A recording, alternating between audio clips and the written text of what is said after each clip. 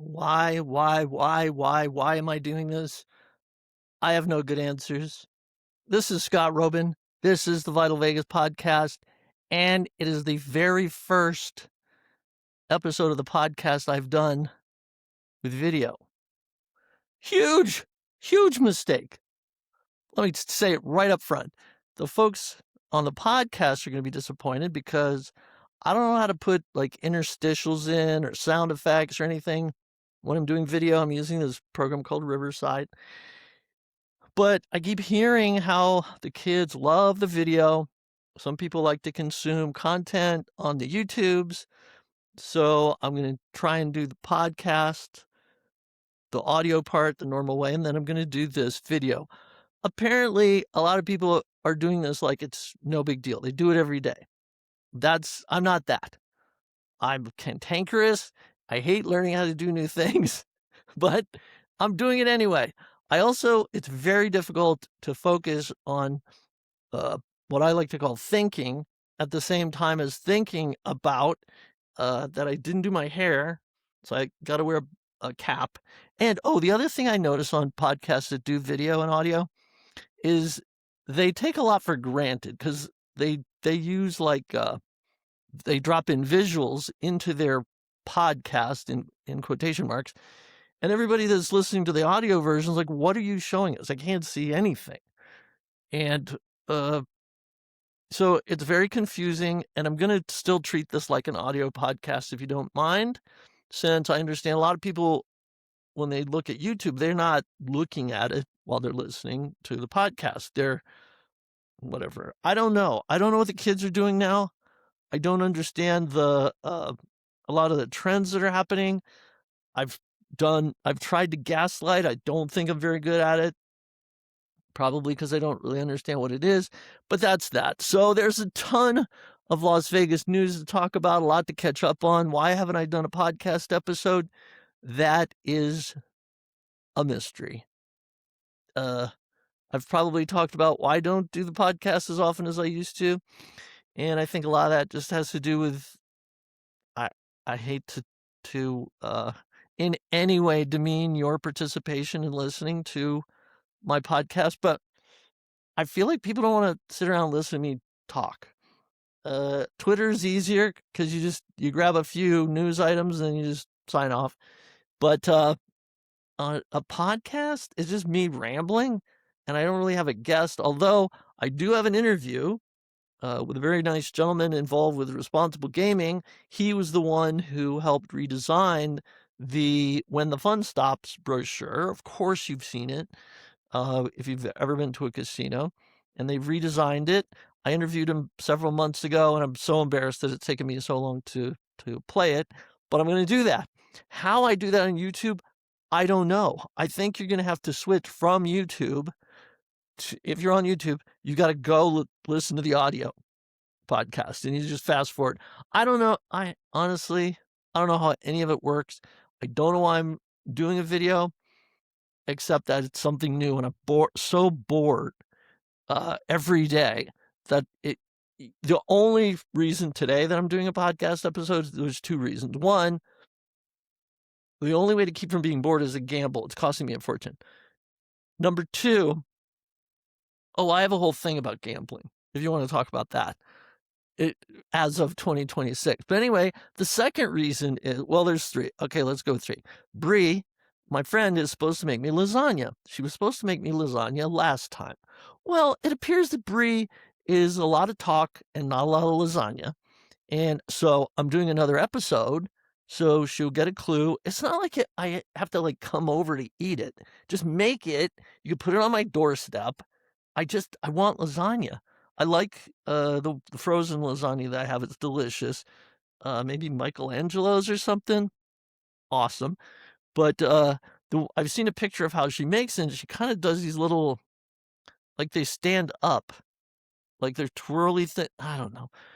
It's beyond me. So the other reason is I got this email the other day, and it was so sad. It was some dude. I don't know who it is. And he basically said, is there any chance you would do another episode? And for whatever reason, that day I was just I was feeling it, and I realized, I listen to quite a few podcasts, and if those podcasts took a break of months, I would be despondent because people become, I wouldn't say your friend, but they're an acquaintance that you like to hear from time to time, and reading a blog or reading tweets is just not the same thing. So anyway, so I'm here. Enough of that. And I'm sorry if the lighting isn't right, and I'm sorry if I look old. I'm sorry if I have this thing with my neck I'm very self-conscious about. But anyway, that looks normal, right? Oh, look, it's my Ellis Island shirt. So my haters can say that I work for Ellis Island. My haters are moron. I need better haters. First item of business. But anyway, second item of business is I quit gambling. And I quit gambling at the end of 2025. I had $330,000 in hand pays in 2025. It was a banner year. And I also probably lost $20,000 to $30,000. Ooh, can't believe I said that. But in case anybody from the IRS listens, no, I do not have $330,000 of of winnings. That's not a thing. So I don't know. I decided to have a different goal. And that goal was to not have hand pays this year. And I already screwed it up. I already got one by accident. It was like $4,000 or whatever. But so I decided basically to only play with free play or winnings. So at the beginning of the year, I hit a couple of royals at quarters. So I had a couple $1,000s to play with. And I've basically been using that until it was depleted, this week. And now I started spending my money again, which I'm not doing. I'm just not doing that again. And it's not because when I talk to this gentleman about responsible gaming later in the episode, that if you're on YouTube, you're not going to hear, Ted Hartwell is his name. He's the director of storytelling for the Nevada Council on Problem Gambling. Anyway, we get into talking about symptoms and how if you go to their website, it might diagnose you as having a gambling problem, but I don't really think it's a gambling problem in many cases, especially mine, because I was just playing a lot last year because I was bored. So this year, I'm bored again, of course. So I'm playing more, and I just decided I want to play a different game. And the game is play quarters. Try to have fun and be excited about 4 aces and a kicker for $500. Anyway, it's rough. It's been really rough. But we're already in April. April Fools in Las Vegas used to be so much fun. People were creative and funny, and the casinos would do their thing. It is so terrible now. April Fools is the worst. There's no creativity. Literally every casino that did an April Fool's prank basically just plugged in, add a bridge, add a hotel tower, add a spiral diving board thing. What do you call it? Pool slide. I'm like, oh my God, if I see another hotel saying, hey, big announcement, we're building a new hotel tower. Who gives a, that is not what April Fool's is about. April Fool's it's satire, it's exaggeration, juxtaposition, incongruity, surprise. Do something, do a twist. So I did a story about totally straight-faced that breaking news was that the Las Vegas Review-Journal accidentally provided credit attribution to one of my stories. That's funny. That's satire. It's sarcastic. It's snarky. It's based in fact because they steal so much of my content.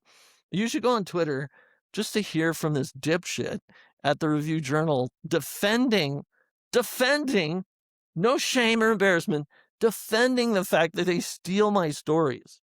He's saying it out loud. He's like, of course, social media is the source of our content. I'm like, and it's because they think if it's in social media, it's public domain or something. It's like he called it like the town square. Like people are just gabbing and we're all gadflies and whatever old-timey term.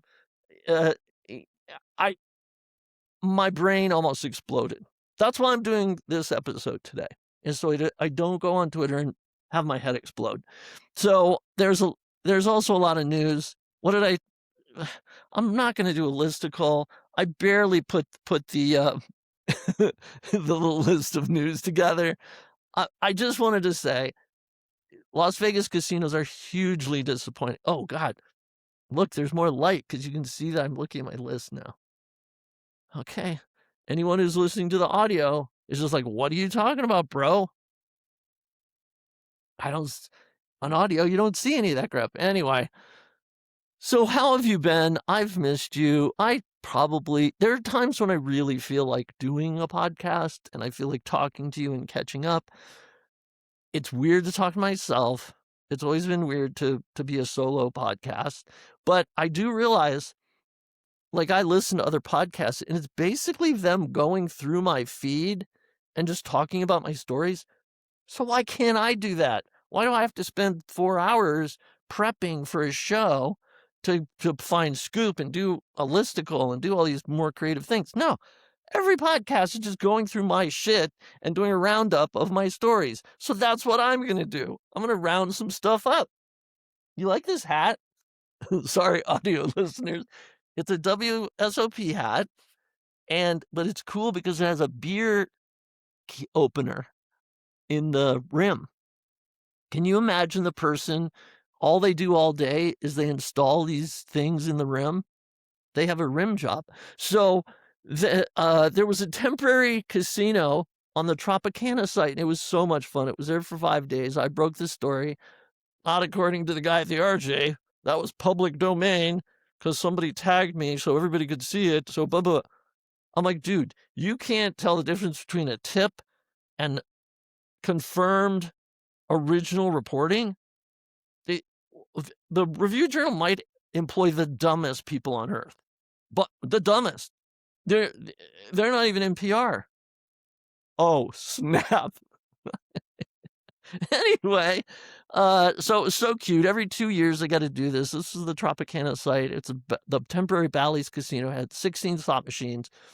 The folks were very nice. You actually drive into the construction site. Yes, the A's ballpark has begun construction. That's a big topic of conversation online too. Like, Vital Vegas got it wrong. He said it wasn't. Ugh. It's $1 billion short, bro. Oops, did I hit the thing? Sorry, audio listeners. I have to figure out a way to distinguish the YouTuber consumer and the podcast consumer. Because I'm not wearing pants. So if you're listening to audio, you would never know. But on YouTube, the Wang be out. So anyway, the Tropicana temporary casino was adorable. I won $90 and I got the hell out because they're not the loosest machines. I don't think they're as tight as Resorts World or the airport, but you don't want to spend too much time in there. And it was almost like they didn't really want people to know about this because when I was tagged about the temporary casino, it had already started.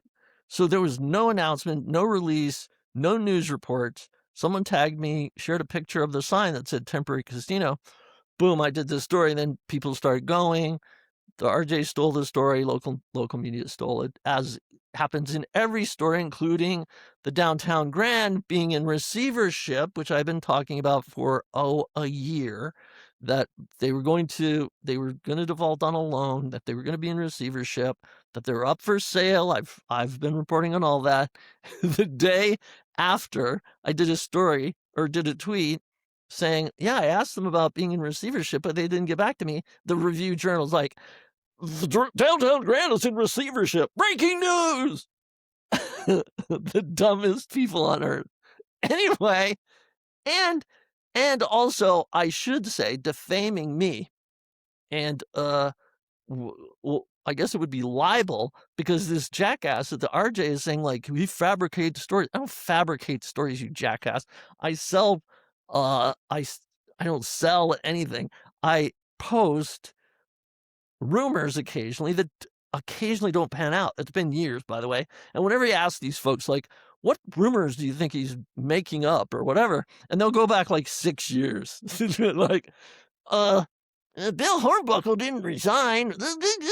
Sahara is still open. Like they have the same.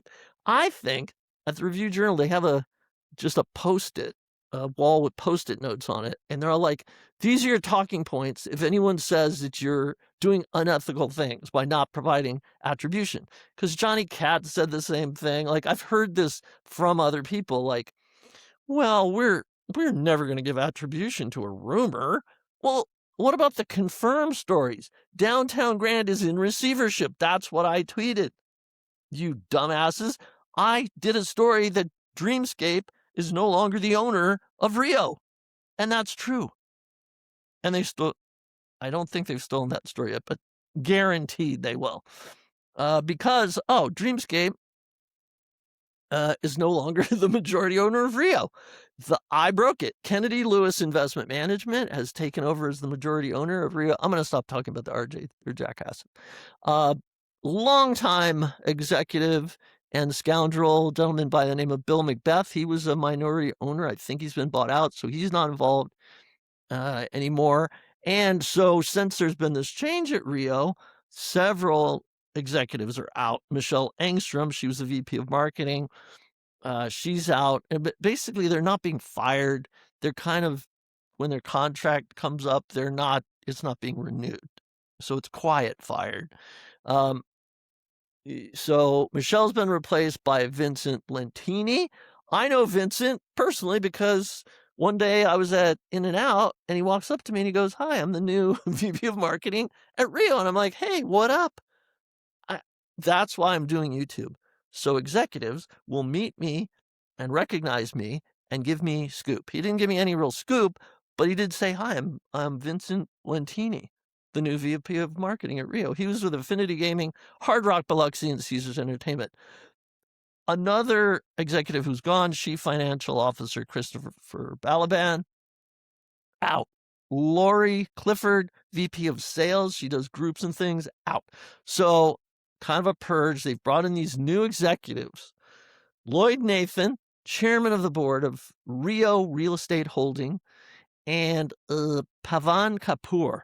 He is a known quantity, but he is saying that he's the next president of Rio, which has come as quite a surprise to the president of the Rio, Patrick Miller.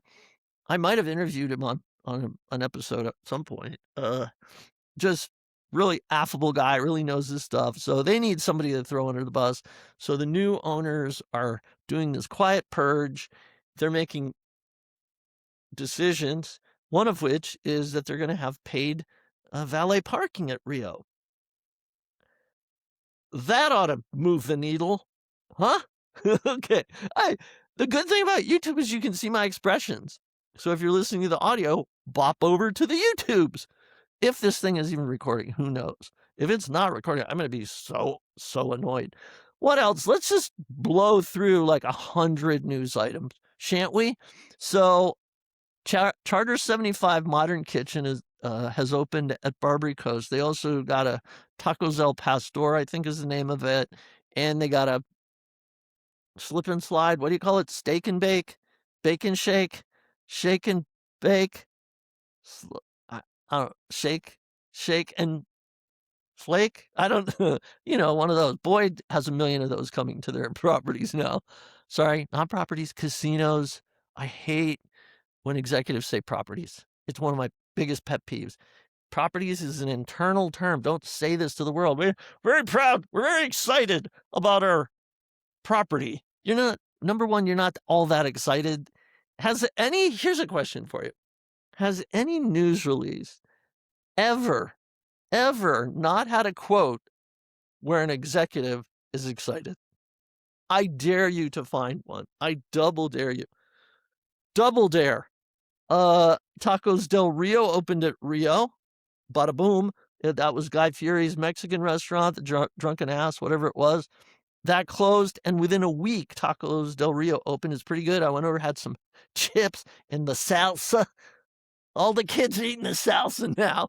Well, let's go back a little bit. Metallica is coming to the Sphere. I broke this story internationally. Johnny Kleptomenes, of course, stole it immediately. Bruno Mars is getting his own street at Park MGM. That's April 10th. It was initially announced for April 17th, but I just broke the story. It's going to be on April 10th. The East Side Cannery was imploded. Live Kino is back at Rio. Circus Circus opened at Bingo Hall. I just know all this stuff off the top of my head. If you're listening to the audio, you think I'm just rattling off things I know. But if you're watching the YouTube video, you can see I'm literally just reading the words I wrote 10 minutes ago. The Las Vegas Loop Station has opened at Fontainebleau. That's not a thing. It really is not. They put up a little stand. Fontainebleau, as you know, if you step out the door, if you trip, you're at the convention center. They didn't do another loop tunnel. They literally just put up a stand, and then you call you call one of the Teslas from across the street, and they come get you, and it's free. They didn't open a new station. It's so dumb. So the Brightline train still not happening. They're $16 billion short. So asinine. A's Stadium's not paid for. Oh, but I did hear I heard a little A's scoop. How do I say it without getting in trouble? So a casino entity is going to have a partnership with the A's. It is a known casino entity, and I think this is a big testament to the confidence that people seem to have in John Fisher putting up $1 billion for a ballpark. Apparently, he's already spent $300 million. But so that is the scoop. That a legitimate, this is the first one I'm aware of any kind of partnership of any kind, or sponsorship, or partnership, or whatever you want to call it. This is not a naming rights deal. This is like a $7 million. It's a good chunk of change, but it's not Major League Baseball big numbers. But because it's a known quantity, it's kind of like, well, these aren't stupid people. They're not putting $7 million into a whimsical ballpark. But anyway, the haters are going to love when that ballpark opens because I've said it won't. Whatever, that's one thing. Somebody the other day was like, yeah, the train isn't happening. You're right about that, but you're wrong about the ballpark. So your current record is 1-1. And I'm like, no. My record is hundreds to undecided. That's not you don't get to just pick two things and go, yep, you got a 50% accuracy rate. That's my day on Twitter. People go, that's exactly how they type. They type with their elbows. Bunch of morons. So what did I say? Brightline isn't happening. Oh, Cromwell, the rooms at Cromwell are offline. They're doing the transition to the Vanderpump Hotel. They shared the rooms. I put it here, but I don't know how to show visuals on YouTube. I'm sorry. But they look lovely. They're very dainty. And so the rest of Cromwell is open. Vanderpump rooms are not happening yet. That'll be a couple months. Have we celebrated this change to the IRS rules lately? This, I don't even know why it's in my notes because it happened the first of the year, but this changing of the taxable threshold from $1,250 to $2,000, I have rarely, if ever, been as happy as the first time. I've only had done it a couple times because I'm only playing quarters. When you hit a $1,250 jackpot and nobody talks to you, it is one of the best feelings in the world. There's good feelings. Brothels, hitting megabucks, hitting 1,200 with no tax. Those are the three best feelings. I'll probably think of more. Prostitution is illegal in Las Vegas. Legal brothel. Did I mention that part? It's anecdotal. It's not a first-hand experience. the firsthand experience probably cost less than the they quoted 2 I went to a media event, they quoted me $2,000. "Hi, hi, it was great doing research." And, so anyway, that's awesome. So the big twist, of course, is that the tax law also changed for 2026 that you can only deduct 90% of your losses. Wa So there's a really good chance a lot of gamblers are gonna be paying taxes on money they no longer have. It's gonna be a brouhaha in April of 2027-ish. It already should be a brouhaha. Speaking of brouhahas, David Copperfield's show is closing. Woo-hoo-hoo! The creeper has finally been shown the door by MGM Resorts. Nobody has said it that way. It's all just very congenial, and everybody's ending on great terms. Meanwhile, Copperfield's in the Epstein files like 1,000 times. And I've been going after them for months, trying to just like, please, why are we letting this asshat continue to make money in Las Vegas? Finally, his show is closing. I mean, Robin Leach was in the Epstein files too. There are a lot of I think I'm the only one not in the Epstein files. And I kind of, it whatever. This is one of those things I could get canceled for, and I don't feel like being canceled. Have you seen the Hard Rock guitar lately? It's huge and lovely. It's the Super Bowl is coming back in 2029. Buck and Winnie, remember that statue that was at Harrah's? They took it out because it was so grimy. It just showed up in Oklahoma, Harrah's, Oklahoma, or whatever they call it. God knows, but the statue exists. Cleopatra is supposed to come back too. That was at Caesar's Palace. They haven't found a place for it yet, but that had damn well better not show up in a different state. I think the Buck and Winnie thing, you know who I'm talking about, right? It was like this cheesy statue. They had their dog Chip. I do just know that off the top of my head. But it was just this tacky, cheesy, old school sculpture.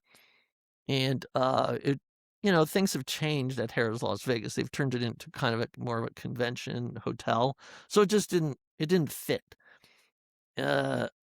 So anyway, I'm glad to see they didn't just toss it out.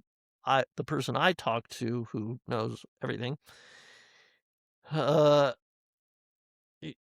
he said that it was probably going to be disposed of because it was in terrible condition. But now I guess they're going to try to restore it. And in other big news, the White Castle at Casino Royale is closing.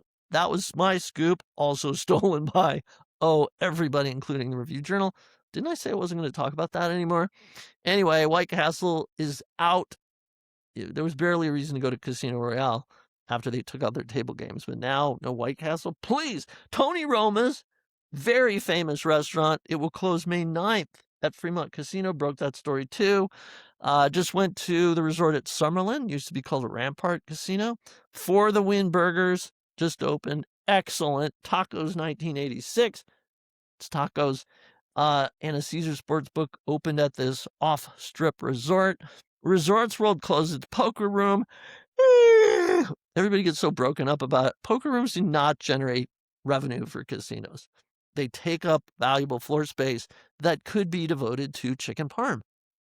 And potentially, if prostitution is ever decriminalized, that could be the brothel. So close more poker rooms, and we should all make the case that. Anyway, so Caesars Entertainment is taking bids for a sale. Can you believe that? Tillman Fertitta is considered the front runner, and that is just a mind-blowing cavalcade of what is happening. The stock price is not great. Tillman Fertitta is the ambassador to Italy or something. He's got a lot going on. I think he's might be the biggest shareholder of what do you call it, at Wynn Resorts? Yeah, he might own the most stock. So there's a lot of interesting things going on there. And if Caesar sells, it is very likely that the company will be broken up. So all those regional casinos will probably be sold off for parts. They're gonna they'll sell the Flamingo, they'll sell Planet Hollywood, Harris, don't know. Link, who cares? The Link has so much potential, it just needs a personality. Good luck. What else? They haven't built anything in the Carlos and Charlie space yet. It's supposed to be slots. No progress. I'm trying to think of, just as I was strolling around, what did I see? Oh, there's that new hurricane. What do you call it? It's a country western place. It's in where the Margaritaville was. I think I didn't I break that story too? Ugh. It's better to just default to, yes, I broke the story. Oh, so this idiot gets drunk and he attacks flamingos at the Flamingo. My head, it can only explode so much, but it did again. He kidnapped one of the flamingos and takes it to his room. If we do not reinstate capital punishment in Nevada, I'm going to be mad, and I'm going to hold this podcast hostage. I'm not doing another episode of this podcast until that guy gets the chair. Is that do they still use chairs? Don't they lay you down and give you like shots of whatever? Anyway, another big news that I broke. Remember how the Mirage, for years, everybody said there was gold flake in the windows to give it that unique gold tint, and it was an over-the-top extravagance, and Steve Wynn, blah, blah, blah. So when they took the windows out, because they're building the big guitar, there's no gold in the windows. It is a completely fabricated urban myth. Unbelievable. And it took a dopey blog to dig into it and find out that it was just a bunch of hooey. Okay, so let me see how much time I've killed by rambling. 32 minutes. Okay, well, the previous show, I'm going to say, it tended to be an hour. So what I'm going to do is, on the YouTube video, I'm going to give the lead in. There's probably a word for it. What I'm going to do is I'm going to say, this is where my interview with Todd Hartwell is happening. As I said, Ted Hartwell is the director of storytelling, Nevada Council on Problem Gambling. Don't worry, this is not like a preachy thing. This is every casino you go in, you're going to see that brochure, When the Fun Stops. Well, I noticed it had been redesigned, so I wanted to talk to him about that. And I asked AI to evaluate the brochure. I'll probably write a story about this podcast episode. and, and I will include the AI analysis, because AI is so good at weird things. Like, I had a part the other day. What was it? It was like the back of the what do you call it? The washer and dryer, the laundry room. And there was a little spigot. And I'm like, I need to know what that is. Because when I go to the store, I need to ask them, what is this thing? And so I upload the photo and it comes back with like, well, that's the ball stop knocker thing or whatever. A ball stop knocker is probably not the name of the part, but it's not far off. In Great Britain, they call them ball clocks, I think, don't they? Well, I don't know.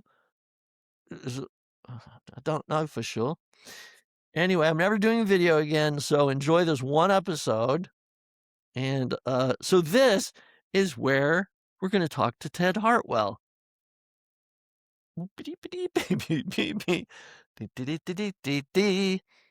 So see, when I do take the audio, I'm going to drop in the interview, and now we're just coming out of the interview. You're getting to see kind of the production of, and I don't like this light, but it is not flattering. I need help. Okay. Oh, now we're getting somewhere. I just happen to have a beauty light laying around. Anyway, big thanks to Ted. Whew, that is pretty bad. Okay. I do a lot of things very well. This is just not one of those. Look, this is me with glasses. and I don't even wear glasses. That's what makes it so cool.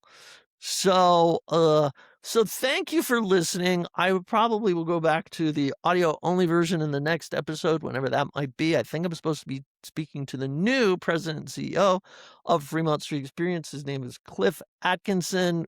All around great guy. I cannot find anyone who doesn't like this guy. Um, which is rare.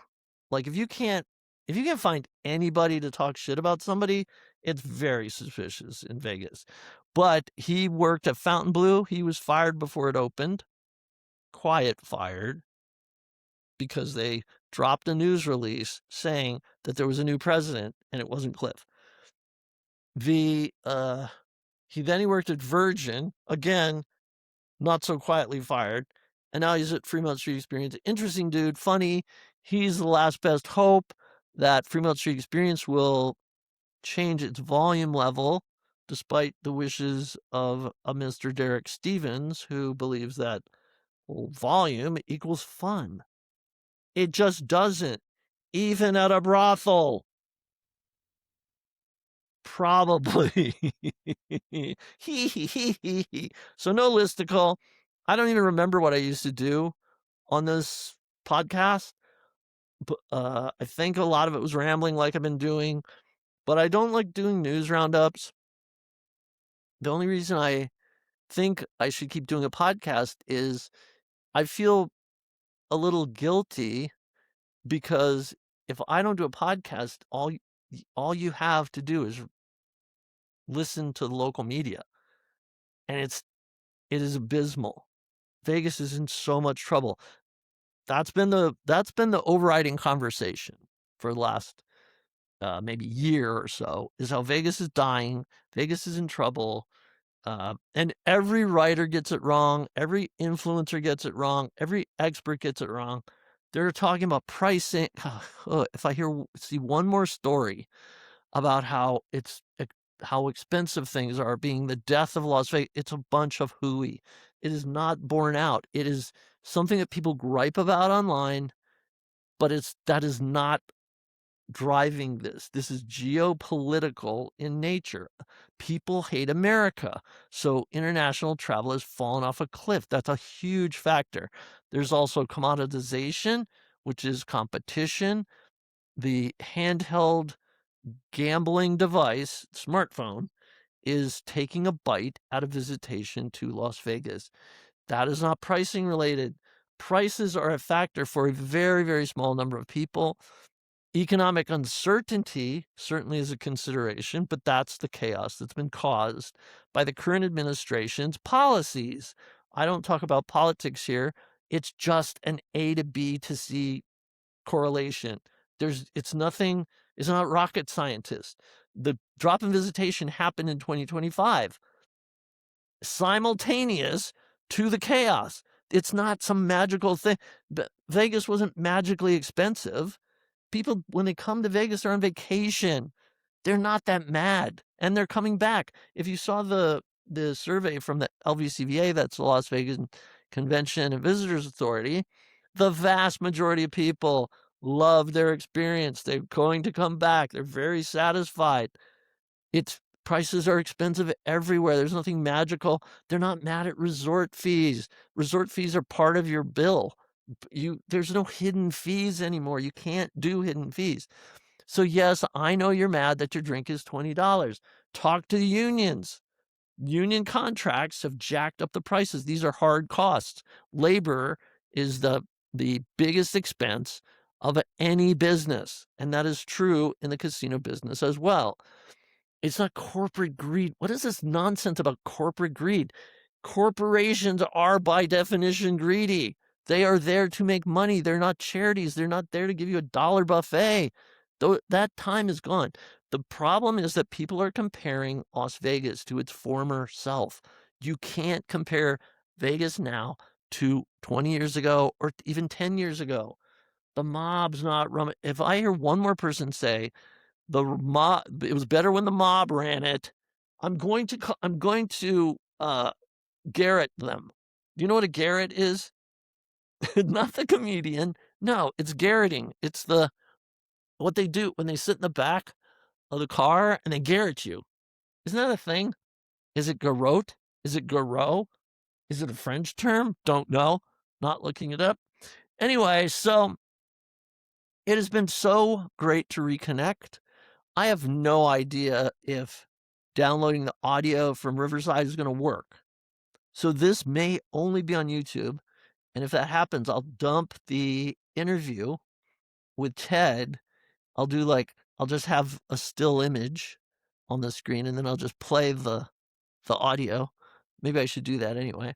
Well, thanks for being here with me during this very difficult time. I'm sorry I don't keep eye contact. I think there's actually a thing on Riverside where you can tell it, like, fix the eye alignment so you're looking at the camera the whole time. I don't I'm not letting AI do my fricking podcast. Although I should, because AI kicks ass. Have you noticed how good it's gotten? And it actually is getting better at writing jokes, so that will be the end of me. When AI can be snarky, uh, I'm still contacted by a lot of really good sources.